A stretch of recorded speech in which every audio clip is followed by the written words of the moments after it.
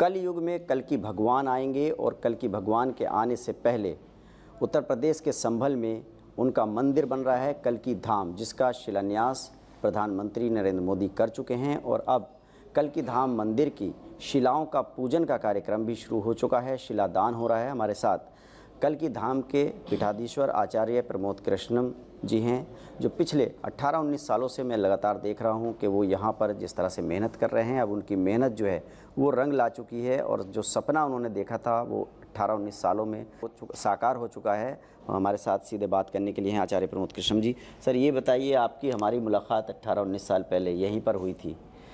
तब आपने जो आइडिया रखा था, जो विचार आया था, वो आज हम देख रहे हैं कि वो सच हो गया है। प्रधानमंत्री ने शिलान्यास भी कर दिया है कल की धाम मंदिर का। अभी आगे और क्या कार्यक्रम है और किस तरह का निर्माण चल रहा है? देखिए, ये बड़े भावुक पल हैं।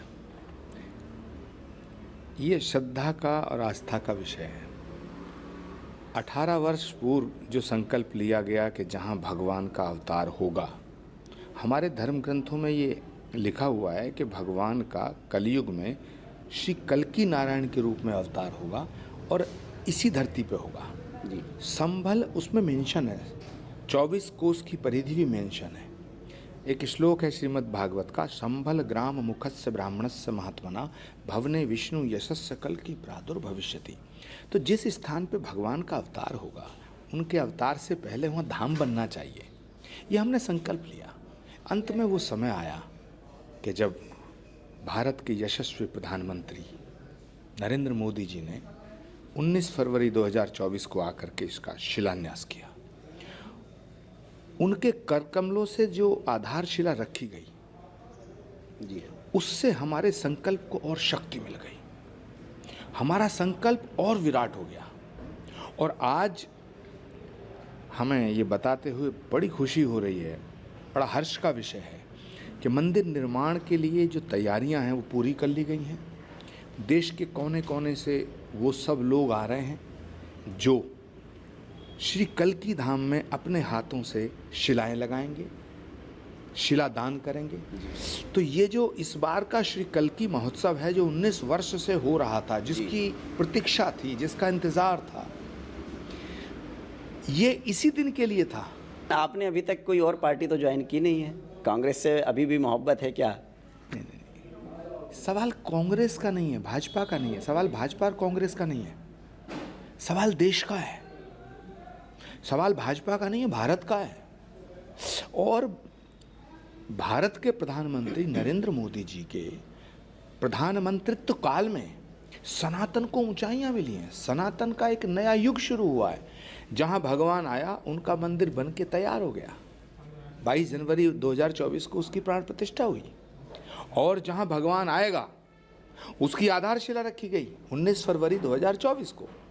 और अब जहां भगवान आएगा, श्री कल्की धाम बन करके वो अपने स्वरूप को उपलब्ध होगा और उसका निर्माण शुरू होने जा रहा है।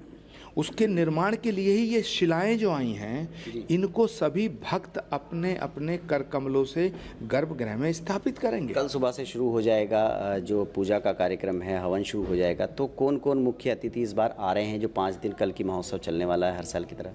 देश के सभी प्रमुख संतों को निमंत्रण गया है, देश के सभी कल की भक्तों को निमंत्रण गया है।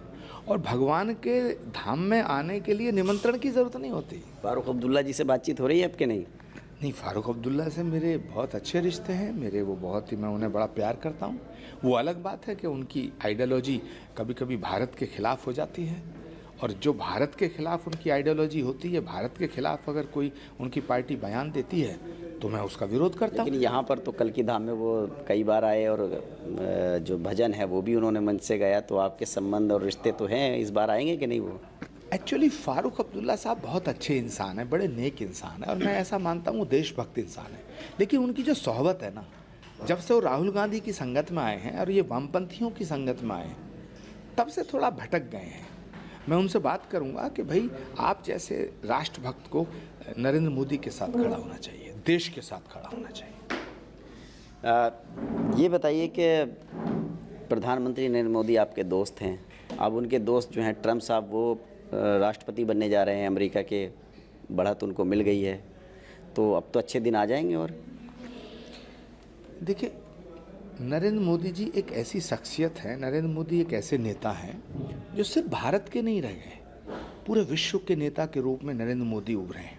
कनाडा पे मैं आना चाह रहा था। कनाडा में जो घटना हुई है, जो सनातन धर्म के मंदिर पर हमला हुआ है और जो बताया जा रहा है कि खालिस्तानियों ने हमला किया है, वहाँ की पुलिस भी उसमें शामिल थी।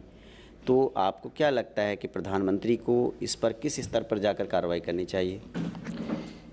देखिए, पहली बात तो ये है कि ये खालसा पंथ को बदनाम किया जा रहा है। जो खालसा को मानता है, जो सिख है, वो राष्ट्रभक्त है, और जो राष्ट्रभक्त नहीं है वो सिख नहीं हो सकता। सिख सनातन के सिर का ताज है। तो आपको लगता है कि जिन्होंने हमला किया वो खालिस्तानी नहीं हो सकते? नहीं, ये खालिस्तानी वालिस्तानी कुछ नहीं, ये तो आतंकवादी हैं। और इनका सरदार है ट्रूडो, जो कनाडा में बैठा है। कनाडा का जो नेता है जस्टिन ट्रूडो, वो इनको सपोर्ट करता है। लेकिन हम जस्टिन ट्रूडो से लड़ लेंगे, कनाडा में बैठे हुए हम भारत के दुश्मनों से लड़ सकते हैं, लेकिन जो इस देश के भीतर ट्रूडो बैठे हैं उनसे कैसे लड़ेंगे? इस देश की संसद में ट्रूडो बैठे हैं। इस देश की संसद के अंदर कुछ ऐसे लोग हैं जो देश को तोड़ना चाहते हैं। इस देश की राजनीति में कुछ ऐसे लोग हैं जो भारत के खिलाफ जहर उगलते हैं। मतलब जो सांसद हैं वो भी ऐसे हैं जो देश को तोड़ना चाहते हैं, आप ये कह रहे हैं कि भारत की संसद में? ये दुर्भाग्य है हमारा कि भारत की संसद में भारत को तोड़ने वाले लोग बैठे हैं। एक दो का नाम बताइए। भारत की राजनीति में कितने ऐसे नाम हैं जो नारे लगाते हैं भारत तेरे टुकड़े होंगे, जो नारे लगाते हैं भारत तेरे टुकड़े होंगे। राहुल गांधी उन्हें गले लगाते हैं, ये वामपंथी उन्हें गले लगाते हैं। तो ये गैंग है। अब राजनीति दो तरफ जा रही है। एक दिशा है भारत को सशक्त बनाने की। जो लोग भारत के साथ हैं वो मोदी के साथ हैं, जो लोग भारत को तोड़ना चाहते हैं वो मोदी के खिलाफ हैं। तो अब क्या भविष्य में कोई राजनीतिक पार्टी, चाहे वो बीजेपी ही क्यों ना हो, उसको ज्वाइन नहीं करेंगे क्या आप? भविष्य में क्या होगा मैं अभी नहीं कह सकता, लेकिन मेरा पूरा ध्यान अभी श्री कल्की धाम के निर्माण पे है। और श्री कल्की धाम का निर्माण मेरे जीवन का बैटिंग तो आप पूरी कर रहे हैं बीजेपी के लिए। विपक्ष के तमाम नेता आप पर आरोप लगाते हैं कि वो बीजेपी के हैं, और आप कह रहे हैं कि अभी ज्वाइन नहीं करूँगा। जब आपने को कांग्रेस से निकाला गया था, आपने कहा था जल्दी फैसला करेंगे, क्या करेंगे? तो अब आज बता दीजिए ना, शुभ मुहूर्त भी है। क्या भारत की बात करना बीजेपी में जाना है? क्या राम मंदिर की बात करना बीजेपी में जाना है? क्या श्री कल्की धाम के निर्माण के लिए संकल्प लेना बीजेपी में जाना है? क्या भारत के प्रधानमंत्री को श्री कल्की धाम के शिलान्यास में बुलाना भाजपा में जाना है? अरे भारत का प्रधानमंत्री भारत का होता है भाई, वो सिर्फ भाजपा के नेता तो नहीं, हमारे भी प्रधानमंत्री हैं और इस विपक्ष के भी प्रधानमंत्री हैं। चुनाव चल रहे हैं देश में, और उत्तर प्रदेश में भी 9 सीटों पर उपचुनाव हो रहे हैं। मुख्यमंत्री योगी आदित्यनाथ का बयान जो है बहुत ज़्यादा चर्चाओं में है, बटोगे तो कटोगे। और इसको देख करके, इसको सुन करके आप क्या समझ रहे हैं कि इसका चुनाव पर क्या असर पड़ेगा, और ये बयान आपकी नज़रों में कैसा है? देखिए, मुझे लगता है चुनाव आते जाते रहते हैं। चुनाव में कौन जीतेगा कौन हारेगा ये बड़ा विषय नहीं है। भारत नहीं हारना चाहिए। और दुर्भाग्य इस बात का है, बड़े अफसोस के साथ मैं कहना चाहता हूँ कि देश की आज़ादी के बाद आज तक इतना निकम्मा, बेहुदा, नालायक और भारत विरोधी विपक्ष कभी नहीं हुआ। नरेंद्र मोदी का विरोध नहीं करते ये नरेंद्र मोदी से नफरत करते हैं, और जितनी ये नफरत करते हैं नरेंद्र मोदी उतने ही ताकतवर होते हैं। तो ये जो विपक्ष है, ये पूरा का पूरा विपक्ष जो है, ये राहुल गांधी की तरह सोचना शुरू कर दिया इसने, पूरा विपक्ष। और राहुल गांधी ने अपनी पार्टी को ख़त्म कर दिया 15 सालों में। तो इस विपक्ष का हशर क्या होगा, मैं इसलिए चिंतित हूँ कि हे भगवान, जिस आदमी ने 150 साल पुरानी पार्टी 15 साल में निपटा दी, तो पूरे विपक्ष ने राहुल गांधी को नेता मान लिया। चलिए, एक आखिरी सवाल रह गया था। जो प्रयागराज में महाकुंभ होने जा रहा है, उसमें जो गैर सनातनी हैं, यानी कि जो मुस्लिम्स हैं, उनकी एंट्री पे बैन की मांग चल रही है। इस तरह के फैसले को आप किस तरह से देखते हैं? नहीं, मैं मुसलमानों को गैर सनातनी नहीं मानता। मुसलमान भी सनातनी है। सनातन सबका है, सब सनातन के हैं। सनातन जो सत्य है वही शाश्वत है, जो शाश्वत है वही सनातन है। पहली बार ऐसी आवाज़ वहाँ से उठी है कि जो मेले में लोग आते हैं, जो हिंदू नहीं हैं, उन्हें नहीं घुसने दिया जाए। एंट्री पर जो है पास होना चाहिए, पहचान पत्र होना चाहिए, और दुकानें नहीं लगाने दी जाए। इस तरह की जो राजनीति शुरू हो गई है। देखिए, पहली बात, परमात्मा सबका है और वो एक है। तो यदि परमात्मा आचार्य प्रमोद कृष्णम का है तो उबैदुर रहमान का भी है। बिल्कुल। परमात्मा सबका है। आप पूजा किस तरीके से करते हैं ये अलग विषय हो सकता है, आपकी प्रेयर करने का तरीका अलग हो सकता है, आप नमाज पढ़ते हैं या आप आरती करते हैं ये अलग विषय है, आप अपनी पूजा पद्धति प्रार्थना किस तरीके से करते हैं ये अलग बात है, लेकिन सनातन सब सनातन ही है। सनातन बुनियाद है। तो बाइकाट होना चाहिए या नहीं होना चाहिए? सबको आने दिया जाना चाहिए पहले की तरह या उस पर रोक लगनी चाहिए? भगवान के दरवाजे पर रोक लगाना ठीक नहीं। कुंभ सबका है, मैं सबका स्वागत करता हूँ।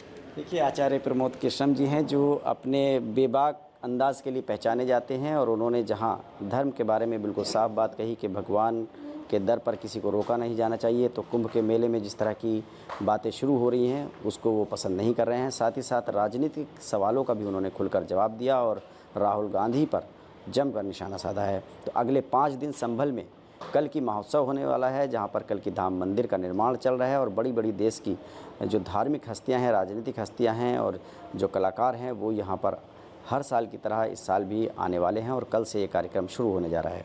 उबैदुर रहमान, कल की धाम, संभल। For exclusive and insightful videos, subscribe to our new channel ABP Live Premium.